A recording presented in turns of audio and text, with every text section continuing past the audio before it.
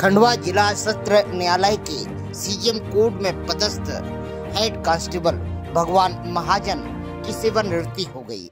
उन्हें विदा करने के लिए जहां युवाओं का दलबल आया और थिरक के नाचे, वहीं जिला अभियोजन से लेकर कोर्ट के सभी अधिकारियों ने उन्हें बड़े प्रेम पूर्वक विदाई दी।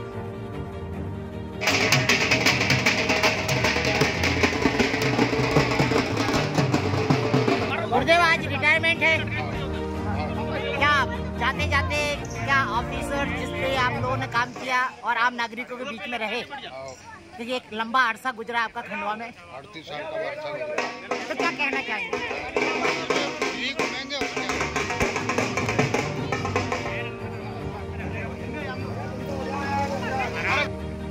तो क्या जब आखिरी में जाते जाते क्या शब्द रहेंगे आपकी आम नागरिक? यही परिवार के साथ में रहेंगे, परिवार के साथ में वो करेंगे। 38 साल तो शासन को दिया पड़ने, अब परिवार के साथ में रहेंगे। यही आखिरी मेरा। आपको हार्दिक शुभकामनाएं। आपका मोदी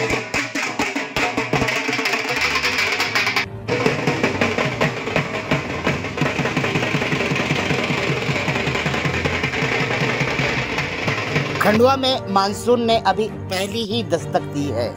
पहली बरसात में ही खंडवा के जिला चिकित्सालय के नंद कुमार सिंह चौहान चिकित्सा महाविद्यालय की नई बिल्डिंग के फर्शों में पानी लबालब हो गया।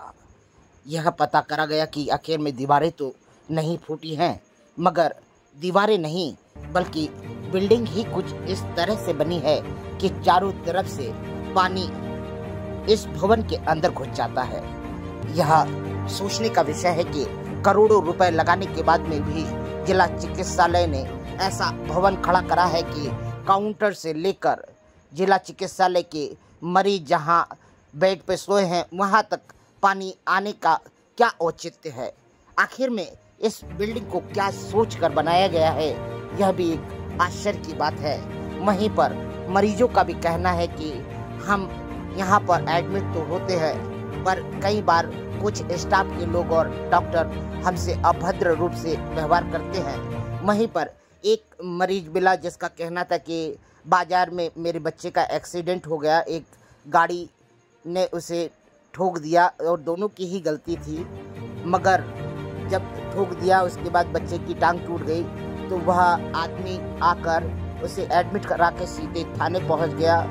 और थाने जाकर उसने क्या गणित करा कि जिला चिकित्सालय से हमें पुलिस व्यवस्था ने बुलाया। जब हम वहां गए तो थानेदार ने तबीयत से माँ बहन की गालियां दी और बहुत अभद्र तरीके से उनसे बात करी।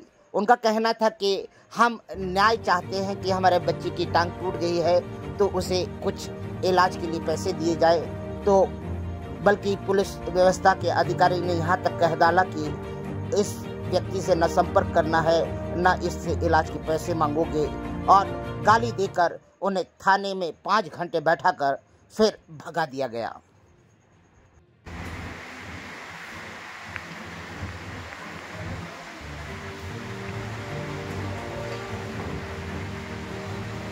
क्या नाम है भाई आपका? विजय। विजय, थोड़ा कस के बोलना। क्या हुआ आपको? क्या एक्सीडेंट कैसे हो गया आपका? मेरी गाड़ी में। कहाँ पे हुआ? पूरी जानकारी दो। घंटा करते हुए। कब की बात है? गुरुवार के दिन हुआ। कैसे हो गया था एक्सीडेंट? आपकी गलती थी? नहीं, सामने वाला बीच में आ गया था। हाँ। मैंने ब्रेक मारा, मेरे गाड़ी में मेरा पंप कर दिया। ऐसा? तो आपको एडमिट किसने करवाया? दोस्तों ने कराया।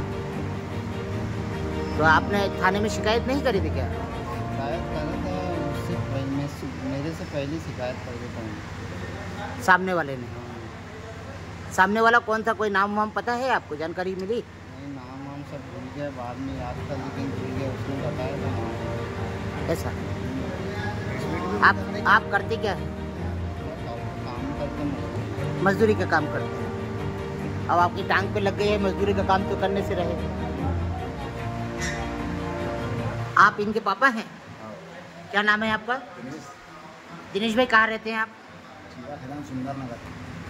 अच्छा, क्या हुआ, क्या आप थोड़ा सा जानकारी दीजिए। आप देखिए, मैं तो वहाँ पर था, अपने घर पे था, मुझे फ़ोन करा था गिरने की बच्चे का एक्सीडेंट हो गया करके। हाँ। तो मैं यहाँ पर आया और मैंने देखा। अब देखने के बाद में उसको प्लास्टर चलाने के बाद में मेरे को बच्चों ने बोला कि भाई उनका चाबी निकाल के रखा है, गाड़ी नीचे खड़ा हुआ है। हाँ। तो मैंने बोला ठीक है भाई, अब उसके साथ में चलो, कहाँ है वो। हाँ। यहाँ पर उसने देखा मेरे को, वो बच्चे को एडमिट करवाने के बाद में। हाँ। अब उसको देखने के बाद में वो बच्चों ने क्या करा, डायरेक्ट मेरे को यहाँ पर लेके गया अपना पुराने अस्पताल पे कि गाड़ी वहाँ खड़ा है करके। हाँ। अब वो सामने वाला दिख नहीं रहा था।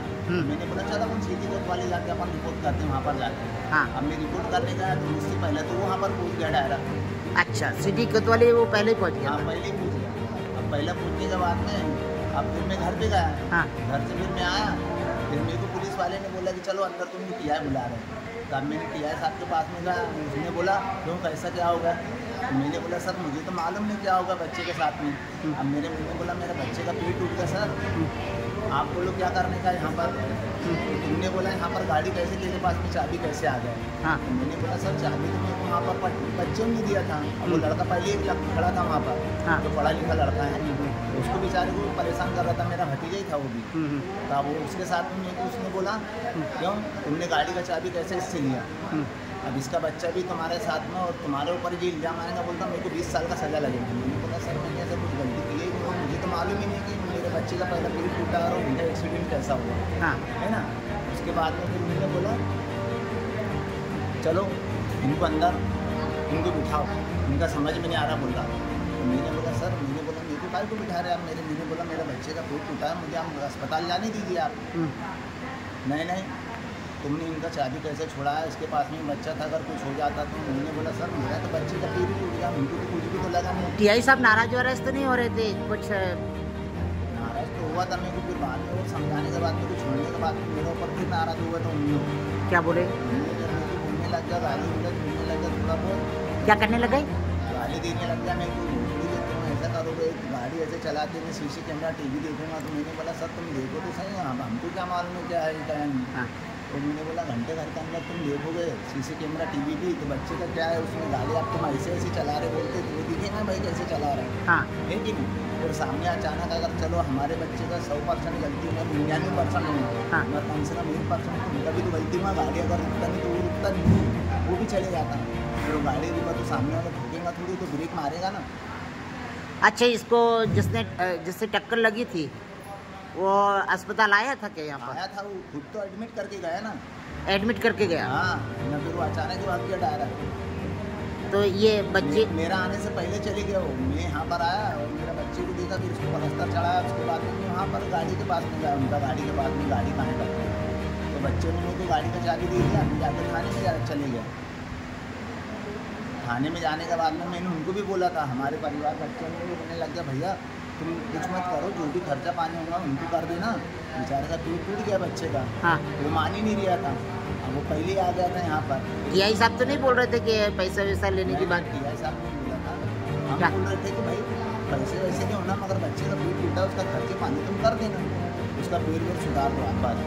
हमको भी मालूम था। तो क्या उसने कुछ सहयोग नहीं करा आपको? वो भी नहीं बोला उसने, वो जाके पहले ही तो आ गया था वहाँ पर थाने में।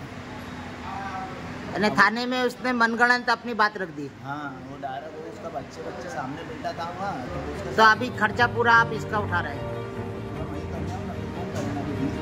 यहाँ पर पढ़ा हूँ, एक बात तो देखने नहीं आया हूँ। तो आपने TI साहब के सामने गुहार नहीं लगाई कि भाई उससे मदद करवाइए? उसके पास में तो जाना ही मत बोला, उसको बोलना भी मत बोला, तुमने पैसा मांगने का कैसा बोला ऐसा? हाँ।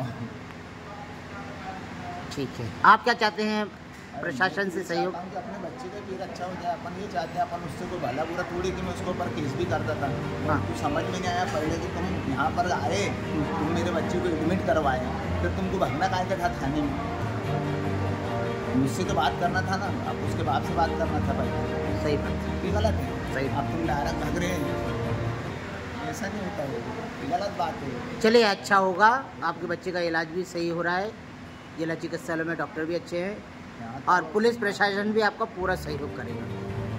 देखो क्या करता है भगवान जानता है, मैंने तो जो बोला था वो सही है, गलत है। खंडवा में घूस की बढ़ती संख्या आपदा से कम भी नहीं।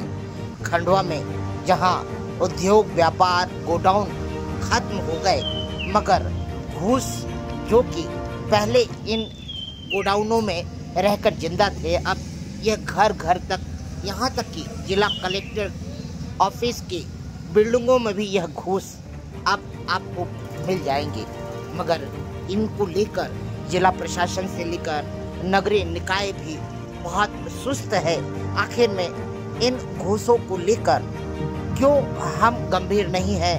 क्योंकि कहा जाए तो रेलवे ट्रैक से लगे हुए जितने भी मकान हैं, शनि मंदिर हो या आसपास के इलाके हों, यहाँ सब जगह पर घरों के अंदर घूस बिल बनाकर जहाँ पूरे मकान की आधार को ही हिला दे रही है। मगर जिला प्रशासन और नगरीय निकाय इस जंतु को लेकर अभी भी गंभीर नहीं है। ना ही इस पर कोई कार्रवाई की जा रही है और ना ही इन्हें निर्मूल करने की कोई व्यवस्था ही हमारे प्रशासन और नगरीय निकाय के पास है। खंडवा में घूस की बढ़ती संख्या आने वाले समय में एक भव्य संकट खड़ा करने वाली है, क्योंकि इन जीव जंतुओं ने पूरे इलाकों के मकानों को क्षतिग्रस्त कर रखा है। कई मकान तो मात्र ऊपर से ही दिखते हैं, अंदर से खोखले हो चुके हैं।